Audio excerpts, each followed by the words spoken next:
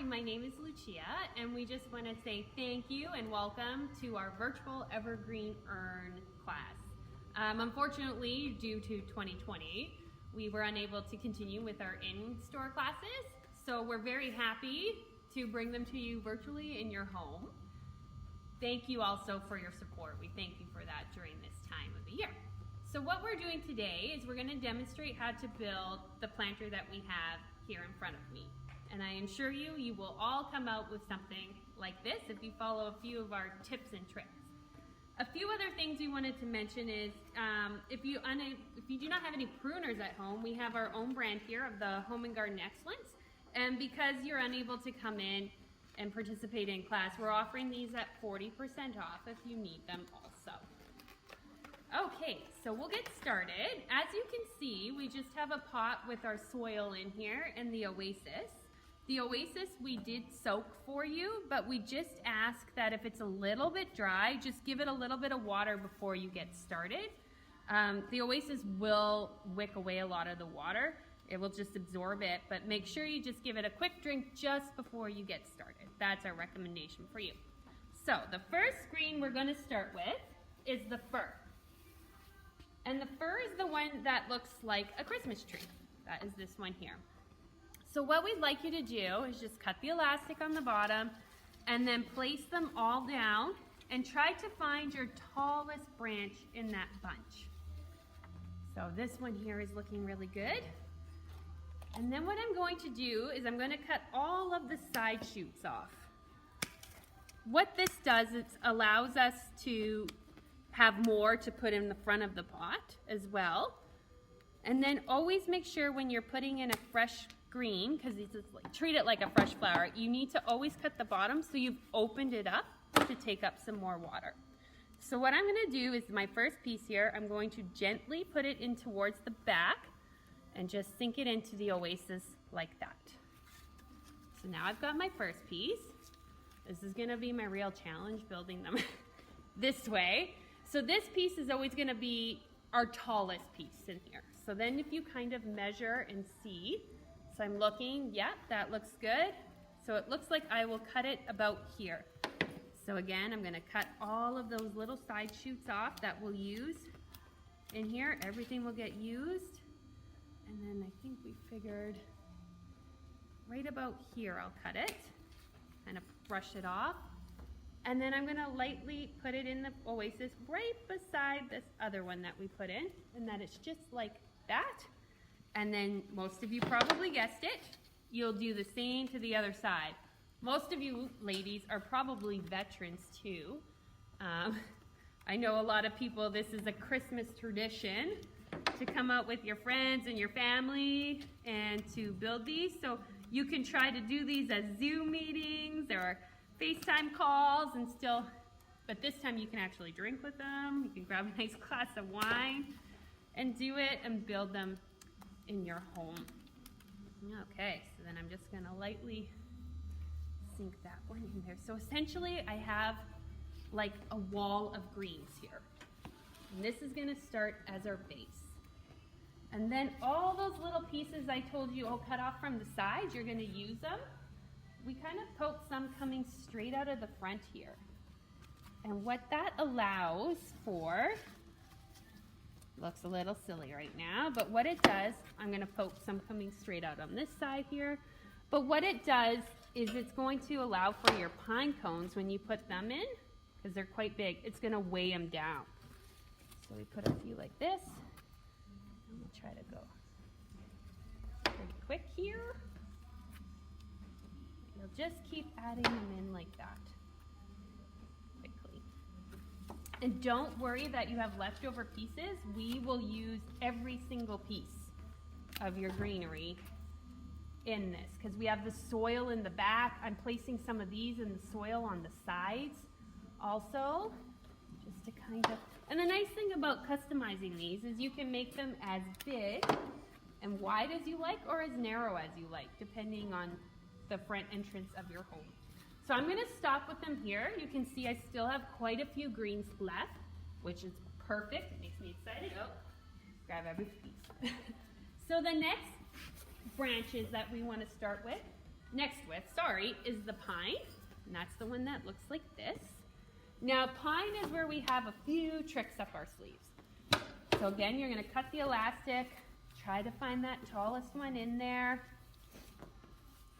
Okay, now pine has a natural bend to it. As you can see, it's kind of bent. That is perfect. It allows for us, like some people, the fir sometimes kind of pushes forward.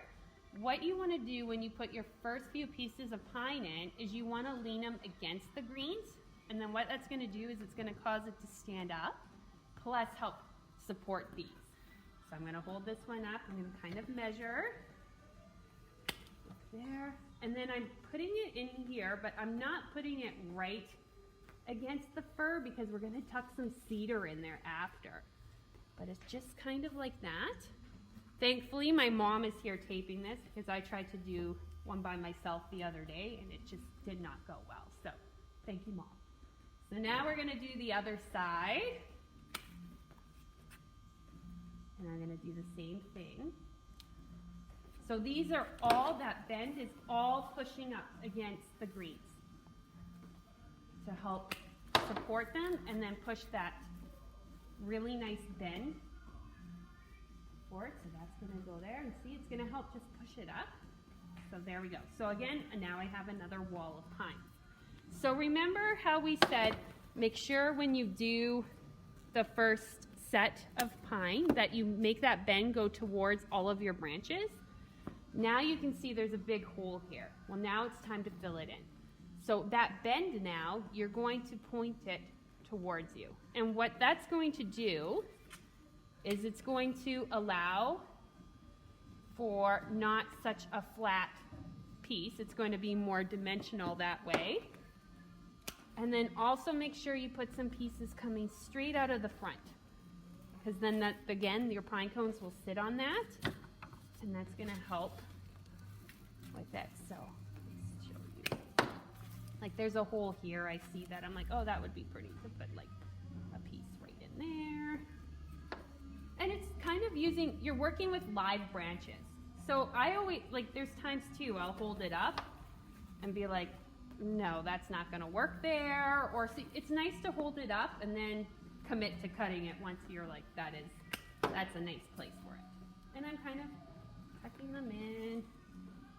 But make sure you get a few coming out of the front there, because it's way easier to do it before you put your pine cones in. Okay. So, there we go. I'm going to stop there. You can still see again, I have a lot of pieces left over, which is ideal, because next we want to work with our favorite green here, and it's our most popular green that we sell, and it's the cedar. And the cedar is really nice because what it's going to do is it's going to fill in all of the holes. Now, sometimes you can get a branch that looks like half the tree came with it. So again, you're just going to cut all those end pieces off. They're going to be perfect for what we need. I'm going to cut the bottom here. Push it off. So I have a piece like this. Now, here is where it's lucky you can get a zoom in. In between our fir and our pine, I'm going to gently pull the pine forward, and I'm going to just place it right in between, gently, and now you can start to see it all fill in the nice little holes there. So that's going to be perfect, and then I'll do the same, like we get that triangle effect again, and you can see cedar has a right side and a wrong side. So here's the pretty side, the darker green usually.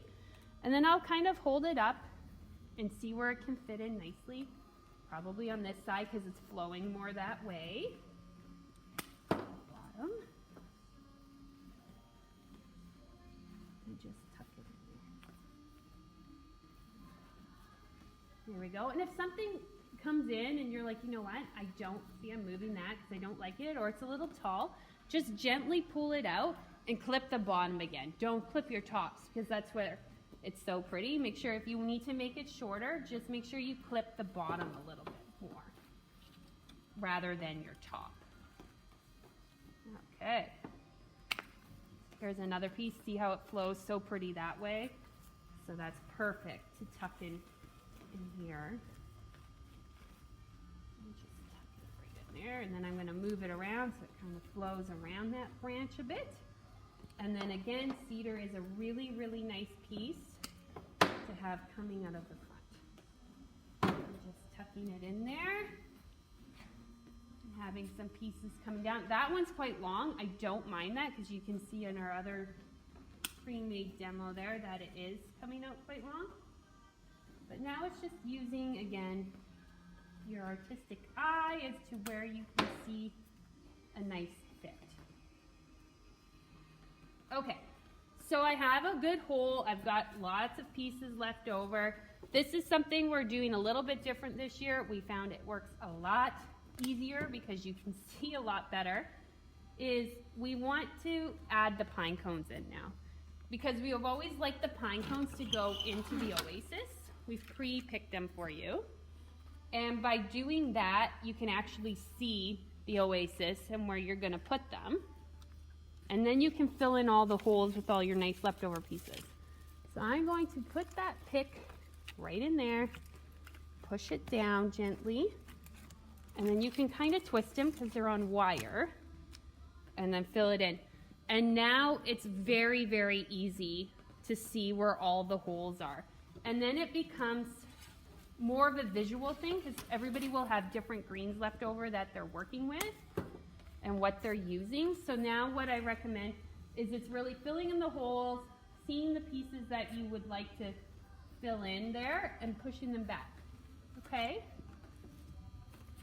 So I'll just do this really quick so you can kind of get an idea here. Like cedar is so pretty, so see holding it up and seeing like that looks really, really nice there.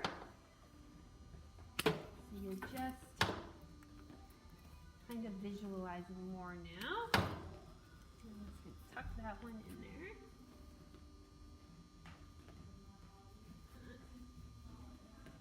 And it's just a gentle push, just as long as it can fit into the oasis, but see how nicely that really filled it in. And then another trick I'm going to show you, ladies and gentlemen, if we have some gentlemen, is with the berries. So the berries here come in a nice little clump, so you can ship more, but what you do is you spread them apart, gently like that. And then you're going to put them on either side of your pine cones.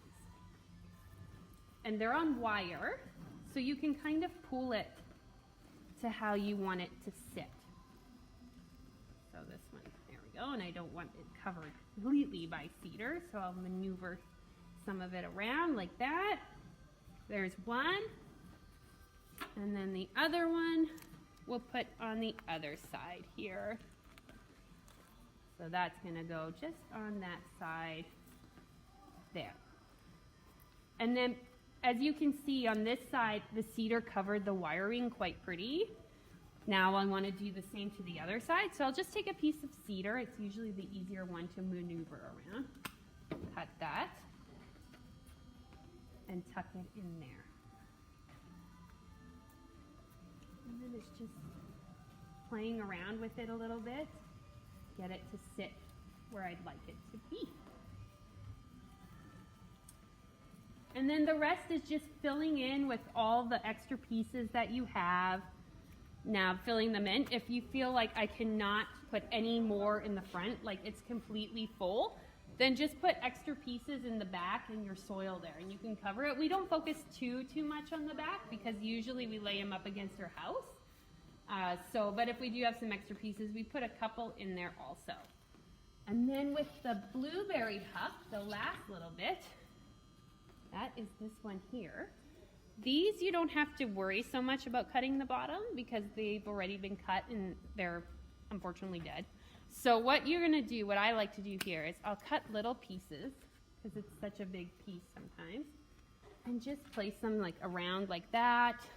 This is a little bit taller, so I'll place it in. I don't want to see that white piece that I cut, so I'll put that one in there. And then just get a few more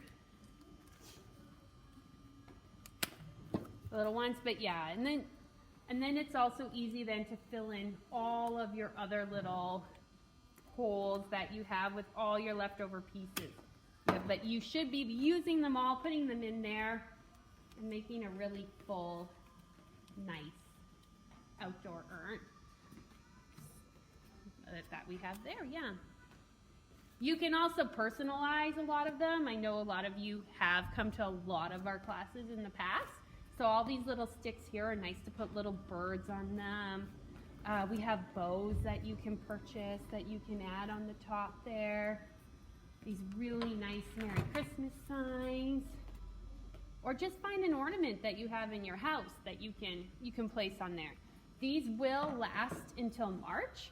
So then once you've got it done, put it where you're ready to place it for the season.